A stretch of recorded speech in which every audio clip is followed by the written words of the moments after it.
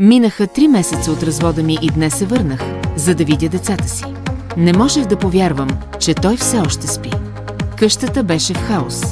Навсякъде имаше стари кутии от инстантни ювка. О, Боже! Какво точно стана? Не можех да повярвам, че той просто лежеше там.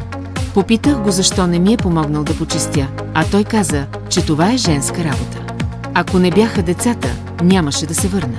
Толкова се радвам, че имам тези ефервесцентни кислородни таблетки.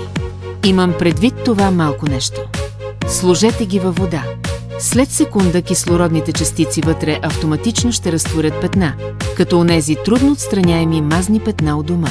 За петна като дъна на тенджери, просто сложете 2 ефервесцентни кислородни таблетки във вода и ги оставете да се накиснат.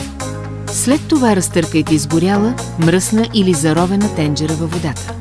Биоразградимите ензими вътре автоматично ще разградят петната. Изплакнете дъното на тенджерата с него и то ще стане като ново за миг. Дори ръбовете и шевовете са бели като нови. Това е спасител за дома. Просто го пуснете във вода и то моментално освобождава мощен кислород.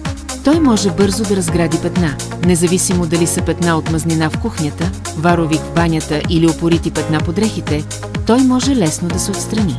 Ефикасен, удобен и екологичен, той премахва досадата от почистването. Прави всеки ъгъл да изглежда чисто нов. Изберете нашите ефервесцентни кислородни таблетки и внесете свежа енергия в живота си. Вече не мога да понасям свекърва си. Тя все още не може да понесе да го изхвърли, така че трябва да го почистя вместо нея. Уау, Боже мой, това е невероятно.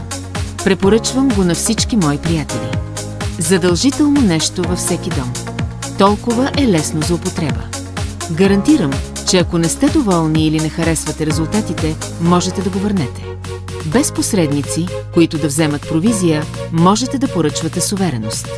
Независимо дали почиствате тенджери и тигани или котлона, те ще изглеждат като нови. Почистването с него е като основен ремонт на дома ви.